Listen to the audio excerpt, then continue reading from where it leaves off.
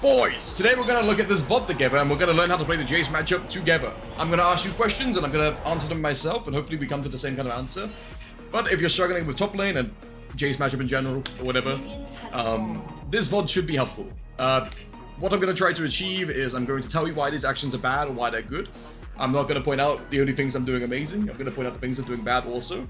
I'm going to ask you why they're bad, and I'll answer them myself why they're bad, and yeah, hopefully we'll be on the same page. So, we are playing Urgot top against Jayce. This lobby is 550 LP, 600 LP-ish. I'm running Ignites, he's running TP. So, when you're running Ignites, the most important thing with Ignite is that you have good recalls. If you get a bad recall when you're using Ignite, it's really bad, and I'm looking to do a cold start because it's a 600 LP Jayce player. I don't think I'm going to be able to solo kill him. And I have this understanding in my brain, right? So my understanding is I want to do a level 3 recall, third wave recall push on this wave to go back and buy gold. The enemy Wukong is also starting red side. We know this because Jayce came to lane tanked. So I'm also a bit precarious about a topside gank coming. So after I kill this range minion, I go put a ward out in the bush just in case I'm getting cheesed.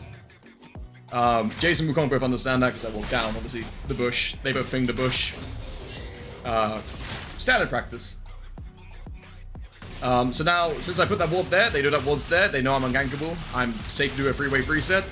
My team knows the Wukong started his red buff, we understand like the general idea of like Wukong's pathing is, and as you see on my my mini-map right now, Wukong is looking mid lane. But we have the general idea that Wukong is mid lane right now because of Jayce starting red. So, as soon as Jayce came here, damaged, his HP bar was like damaged a little bit. As soon as you see that, you understand that Jayce leashed, right? So this guy leashed. So now that Jayce is leashed, you understand Wukong's on red buff, and generally speaking, what Wukongs like to do is they either like to do a full clear on the top side or one camp and then gank, right? So his options for the top side here was either to walk through the bush and then come to this bush and then gank through here at level 2. But since I put a ward out, it kind of denied that possibility. So instead, he went for red, Krugs, Raptors, gank mid. And I got that information from Jayce being hit once by a red buff, right? If he's used mana, if he's hit anything, if he's late to lane because he's leashing, this information is information you just start conveying to your team, right? So a small thing, but a big thing, a very big thing. So again, I'm just looking for a third wave crash reset here. I want to get a recall off because again, I don't think I'll be able to circle this Jayce regardless of me having Ignite. I'm okay with this lane state being where it is because realistically speaking, what do you think happens to this wave state? Let's pause the game right now and just like talk a little bit. What happens to this wave state if I'm recalling to go buy my call? Because Jayce is going to be sat here last hitting, right? He's going to last hit, and I'm not going to apply any damage to these minions, right? So the correct answer is this wave will eventually rebound. Cannon minions on my side makes it push a little bit heavier, but eventually this wave will rebound. And by the time I get back to lane, Jayce will have to recall and TP. So this is about getting a good recall. I want my call, I want a recall. I am no TP versus Ignite. I need to get an item advantage when I can get an item advantage, right? Or buy call when I can buy call. Call is good in the third wave because you have 450 gold exactly. So yeah, this wave eventually will end up rebounding. So see, I recall. I buy my call and a control ward because I'm playing safe against Wukong. Jungles tend to like topside for some reason, even though it's the worst lane in the game. Copium. But here it is. This wave is bigger than mine. I hit it out a little bit because I didn't want this Jayce to now reset. If Jayce resets on TP unpunished here, I will lose lane. So I want to actively trade with him. I want to actively like hold him down and look for a potential kill threshold while I have item advantage. Because I'm not going to have item advantage when Jayce burns TP, right? Recall. What did my recall cost me? I'm now down EXP. But I have more gold in use. Jayce has got biscuits, which is also another reason why I'm playing particularly like safe around this guy. It's really hard to sort of kill anyone who has biscuits. But I'm currently on D-Blade and a Coal. Right, so 2 strong items against 1 stepping item. I'm on reset, I'm healthier. Jayce me using mana, etc. on the wave. So the trade is I'm down EXP in exchange for more gold and a good recall. So I want to push my early advantage, you see here. I'm trying to push and trying to push. And here, I make a mistake. The mistake is my reaction time wasn't up to par. Jayce goes for an E here, knocks me back. I should be able to E forwards on that and buffer through it, and then I should be able to get a solo kill here. So this is what this play was leading up to. Everything I did before led up to this moment where I want to buffer Jayce's E. I haven't buffered a Jayce E before, so maybe he doesn't know the interaction, maybe overextends, or I burn his flash. When I burn his flash, I can call my jungle up top side, and we can make a play of that. But since I didn't buffer, I missed the kill for a shot I was setting up. So I just accept, okay, Jayce is going to recall. Probably teleport back, probably push out this wave first. Gets his cannon, walks out of the vision, goes and recalls. I know he's doing this, I'm just going to pull the wave. But I'm currently going to be at an item disadvantage and lower health and mana. So right now, I'm in a bit of a tough spot. So I'm putting a ward out against Wukong, because generally speaking, Wukong should be around topside right now, and he is. Wukong's going to look for a reset on this. Generally speaking, this ward is like pretty okay. I can't really control this bush right now, so maybe a normal ward would be better. But it's nice to be safe. So I'm respecting Jayce's range. He's got E plus Q available. I'm looking to maybe contest because Jayce is going to be hit my ward instead. I know I can't contest right now. Half HP, he's full HP. I'm just trying to chip some damage in, maybe between more wards and stuff like that. Right? So we're just playing it nice, slow and relaxed. I don't want to get hit by too many Qs. I'm respecting Jayce's auto range. I get hit by an EQ plus auto. It's really bad. Now the reason I'm walking up like this on 20% HP, I'm looking for Qs, I'm being aggressive with my trading, is because I have Lee Sin coming top. But Lee Sin actually makes a mistake here. This isn't so much my mistake, you know, getting hit by EQ and auto doesn't really help the situation, but Lee Sin actually makes a mistake here, because I set up a perfect gang. So Lee Sin's here, he's coming up, I go for E-Flash. After E-Flash lands, Lee Sin just hits Q on the Jayce, Q2, and then Lee Sin should put a W on me here, and I won't die. But Lee Sin W's too late, and I end up dying. But you know what? People make mistakes. It's fine. It's 1 for 1. Lee Sin got the gold, so it doesn't benefit me too much, and I just use 2 of my summoners to get an assist gold. But the wave state is fine. This wave state will freeze, or will slow push when I come back to lane. But Jayce is going to be on a slight item advantage, but a slight item advantage is not the end of the world, you know? And now I want to bin this minion wave a small amount, because Jayce is going to insta-wave clear and push onto my turret. I turn on my W there, and I hit one minion, I instantly turn off my W, so I can auto-attack the next one to get both of those minions in the tower. And we just do our best trying to see us in the turret here. Wave state is now completely, it was neutral until Jayce started hitting it. This means this wave is going to be perma-pushing, and Jayce will have perma-prior for topside, but there is no play to make topside. So this is bad by Jayce. If Jayce uses his item advantage and like holds me around this area, rather than under my tower, it's a lot more abusive. Because then I'll get denied last hits, I'll get denied, EXP, I'll get denied, I'll have to trade my HP for minions. So what Jayce is doing right now is a bad idea. If Jayce holds the minion wave around here, and I'm stuck like around this area, because Jayce has more attack range than me, I'm doomed. But since he keeps pushing, I'm chill. Jayce puts a ward out, I think that there is a ward out. My mid laner comes looking up top lane right now, because she has the ult she wants to use, but I'm pinging this vision. Wukong and Yuumi are also topside again, but their topside pressure hasn't really translated into me being pressured at all. So far, it's 1 gank to 0. Because I've been respecting Wukong's positioning. By playing back, I'm playing safe, I'm respecting areas. So again, just trying to keep this wave. So, let me go into this for a second. Generally speaking, there's 3 places in the lane that you don't want to be. Or there's 3 areas of the lane, which I can section off you here, which you want to try avoiding, right? So this area, we'll call this Area 1. Area 1. This is the ideal. This is ideal. This is where you want the laning phase to be. This would be like Area 2, including the alcove. So let's include the alcove. Area 2. You're probably dead if you get ganked in Area 2. So you don't want your minion wave here. If you're here, you're usually having to expend mana HP to get your minions. So generally speaking, you want to avoid your minion wave being in Area 2. And if you're in Area 3, which would be like this, like if you're anywhere like here, this is Area 3.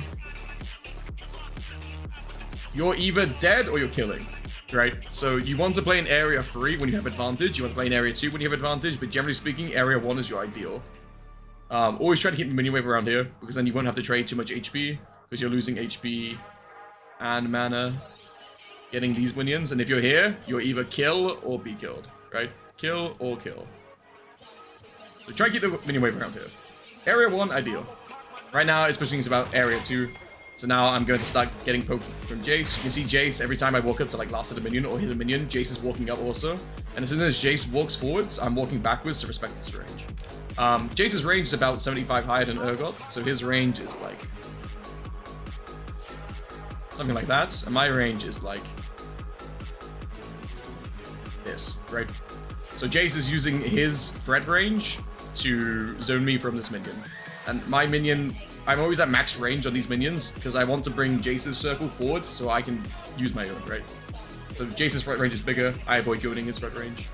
You can see it every time I go for a minion, he looks at auto attack. As soon as Jayce looks forwards, I pop backwards. Again, Jayce's range is like literally right there.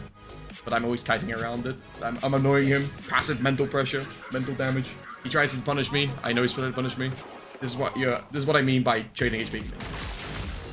So I end up farming the minion with Q because I don't want to take Jayce auto attack plus W. And every time he walks forwards, walk backwards, I sidestep the EQ hit. Bad Q by me. I was aiming for Jason's couple minions there. But I end up achieving nothing much of that Q, really. By the way, quick point. Urgot Q. Urgot Q. People under misunderstanding that this is a bad ability. Urgot ability is incredible. Urgot's Q is incredible. It's not the best, like, when it comes to, like, just, like, flat abilities, right? Like, oh, Cassiopeia Q plus E is way better than Urgot QE, right? But no, Urgot Q, it opens all your trades, right? Opens all trades. Because ideally speaking, when you're playing Urgot, you're opening with Q, right? So you do Q open into, like, auto attack into W, right? And the reason you're allowed to do this is because Q slows, right? So Q slows, which allows your auto attack, which allows your W, right? People are always like crapping on Urgot's Q, but it's saying, oh, like maybe it should be a better ability. Like, no, you're just misusing your Q. Q is a really good ability. If you miss Q, don't engage. If you hit Q, engage. Take a short trade around Q. They're slow. They're playing in your environment. They're playing in your threat range. You make the trades. Okay. Right here, I want to crash this wave because I know Wukong is topside. And now that I know Wukong is topside, I'm backing all the way up. And we got vision out on him. So we saw him on vision here. We know they're doing Herald, so in exchange for them doing Herald, I go Brawl. Because I can't contest this wave right here. And I don't want Wukong to like walk here and take more, right? Here's a question. Question time. Woo! Question time with Urgot. Woohoo! What should I do in this situation? We know Wukong and Yuumi are on Herald, right? Wukong plus Yuumi topside. Right? So Wukong, Yuumi topside. And then Jayce is over there. Full HP, I'm disadvantaged. So what is the correct play here? Give you like 10 seconds to answer it.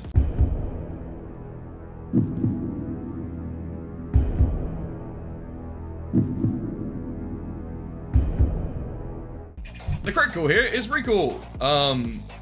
If I don't recall here, they're gonna go monkey spin, wow, boom, and bonk me on the head, right? And I actually make that mistake. This is what I mean. I'm not the perfect player. For some reason, in my brain, I think, oh, let's go back to lane and try and get this camel minion. So in exchange for like 75 gold, I kill myself. So I killed a minion wave, and then like the other wave is here, so I'm like, oh shit, Wukong is obviously coming to dive me. What am I doing? I'm in thing. Right, so obviously I die. Freeze dive with their life. And they drop her. So I lost all of my tower to 3 people who share the gold. So individually, not all the gold went onto one person, which is good. I'm still in a fighting state with Jayce. Right here is really important also. Let me right here. So I saw, yo, Bucky flying. I saw Wukong recalling, right? And obviously Yuumi's going to recall with the Jayce, the Wukong. And now Jayce is left on his own. I'm coming back to lane with boots, item advantage, plus HP advantage, plus mana advantage. I'm using my advantage, knowing their recall to chase just Jayce down. Try to get something, right? I Q him, again, open trade with Q. I do auto attack. E buffer the knockback, and then I force him to flash. Otherwise he gets hit by the buffer, and then I have a solo triangle. Which is really important. Taking Jayce flash makes him vulnerable. People in high MMR play around flash timers. Jayce has no flash timer, Jayce is not vulnerable. We can now make plays around this Jayce, right? So even though I'm 0-2-1, I think I played this game pretty well. I made one really big mistake, but I've set up waves, I respect the jungle, I've wasted Wukong's top side, I've tracked him in the jungle, I've told him they're popping, and what they're looking to achieve. Bad KDA doesn't mean bad player. Prime example, Battle Step FS. A neutral chill lane right now. Jayce has no flash, Jayce has to respect me. I go for a Q trade. I get a nice auto attack here, get my passive leg on him. Doesn't do that much damage, because obviously I rush boots. Just trying to survive the laning phase, play for my teammates. It would just be really chill around here. Vex is looking up topside again. But sadly the enemy mid is spam pinging that Vex is MIA. Since it's Jayce's high elo, he understands, oh, Vex MIA, and she walked topside. Damn, maybe she's topside. But Lee Sin's coming up also. I look for the E-Flash angle plus Ignite. I get Lee Sin the kill participation. Gold is worth more when there's a kill that's shared between people. So I made Jayce vulnerable by taking this flash. Lee Sin understood that Jayce is vulnerable. I go for E-Flash play, super reliable. Jayce can't dodge because he has no flash. We get a kill. That kill translates into a lot more. Because not only do I kill Jayce, and I have my flash on CD. I'm using flash on CD. I also get more plates. Jayce got a TP here. I back off to respect it. And we'll chill. I look for a river plant here just to see if anything's up. Nothing's up, so I take the scuttle instead, and then I rotate back up to top. I have no real motivation to recall right now, because Jayce can't kill me. If I fight Jayce, he will win, but I have no reason to fight Jayce, right? What my goal right now is to get this coast stacked up. Now I have a reason to recall, because I've collected the wave, I've set the wave back to neutral. Jayce is going to come top and collect this wave. And then I'm going to be on Black Cleaver. I sell my D-Blade to Black Cleaver, and then we'll rotate back to later. Jayce is going for a reset here. Jayce is going to pop down towards Dragon. I have no interest in fighting for this Dragon. I'm being completely real here. Right now, my team is oppressively winning. I have 200 gold advantage on Jayce. My jungle has 400 gold advantage. My mid lane has 700 gold advantage. My ADC has 2,000 gold advantage. And Milio has a 1,000 gold advantage. My gold difference with Jayce is so minimal, I need to create a gap, right? 200 is not that big of a lead. 2,000, now that's a lead. I'm looking for 2,000. How do I get 2,000? By not going to team fights. I feel a lot more effective on Urgot at 2 items in a team fight scenario than I do on just Black Cleaver. And right now, it's a flip if this play even happens or not. So what my team realistically could do here is like, oh, Jayce is walking to Dragon. We don't know that yet. He's on vision, but he's obviously MIA, right? So we just give. We just seed the Dragon, and we give them some reasons, right? But in exchange, we get top tower, we get me ahead. After I've had to respect the Wukong popping around top side, making the mistake and getting dove. Just casual, just taking this hour. Plays the drop sadly here. But my team decided to fight it. It's whatever. It is what it is. I disagree with them fighting, but since they did fight, I'm not looking for additional tower damage. I'm looking to see how much gold I can get maximum. Dealing half the damage to tier 2 tower doesn't really like achieve anything to the lobby state. So I'd rather take the Krugs and the Raptors, which denies the enemy Wukong gold. But not only am I gaining gold, I'm also denying gold, so I get double the value. Because Wukong's not getting that 85 gold from Krugs, Wukong's not getting that 85 gold from Raptors. So I've effectively got 300 gold. Wukong tries to 1v1 to me here. I'm level 11 Urgot with Ignite R. Obviously it doesn't go well. 1v1 me. He has a Yuumi on him. Might as well be 1v1. I make a bit of a preemptive play here. I understand that Ashe is probably going to walk into the top side here because Yuumi is staying in the lane. The fact that Yuumi stayed indicated to me that Ashe was coming to pick up the cat. Or someone was going to come up top lane. And now I'm largely ahead. That gold difference on Jayce is now 8,100 to 6,600. My gold difference went from 200 gold to 1,500. This is how you create gaps in lanes. You don't recall just because you're scared. You don't group up because you're scared. You make the objective best decision for you personally, as an individual. What most benefits me in this play? What's the most I can do to put the enemy team behind? In that case, it wasn't damaging the tier 2 turret. It's looking for Krugs and Raptors. I get 160 gold. I deny 160 gold. I got 320 gold from that value from that play. I took a tower. I killed Wukong. I took a lot of their momentum. So I'm doing my job as a top laner here. Right now, we know Wukong's towards the top side because of the wall. We're playing around Wukong's positioning. And right now, I bought Radiant Virtue. 2 items, I want the group. 2 items is my area of like comfort in the team fight. I'm playing for utility. I like the teammates. They're all playing well. Very sad that Wukong manages to live here. But we have a fed Vex. We melt the Jayce. I look for a snipe angle. Barely missed. barely missed. It was blind also, so I'll push up in the back of that one. But yeah, now that I'm Urgot, 2 items, Radiant Virtue. I was gonna take the teammates. I know Vex is our Aura because we just killed the Jayce. I tank the tower so Vex can walk up. Vex does her thing. I enable Vex to do her thing. I'm being a top laner. I'm doing my job. I'm doing my duty. Take inhibitor and 1 tower, then decide to recall. Nothing too much happens here. Just casual recalling. Millie wants to recall. I want to make sure Jayce doesn't interrupt the recall with EQ. So I'm standing here blocking any range of like Millie getting hits. Dragon spawns in 30 seconds, so I'm looking to posture. But they actually catch me out here. Wukong flashes forward. Knocks me out with his R. I get ignited and exhausted. I go for the flip after the CC has landed. I R him to slow him.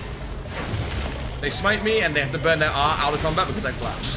But keep in mind, I have Radiant Virtue, I'm healing. Lee gets a fantastic kickoff. And then my whole team collapsed and we win the game. And it's as simple as that. That's how you play top lane. That's how you play against a 600 LP Jayce player. That's how you play with a teammates that are winning. This is how you play a pretty good game of League of Legends, if I do say so myself. I made mistakes. I'm not the perfect player. I shouldn't have stayed when they came up topside with the hero play. I should have recalled. Generally speaking, it was a great game. So thank you for watching. If it helped, let me know. If you like this content, drop a comment saying, wow, Pog, this was great content. I watched it to the end minute because I'm hearing you speak right now. Woo! But thank you for watching. Also, roll the outro. Damn, is that the Urgot merch? Didn't know you were down like that.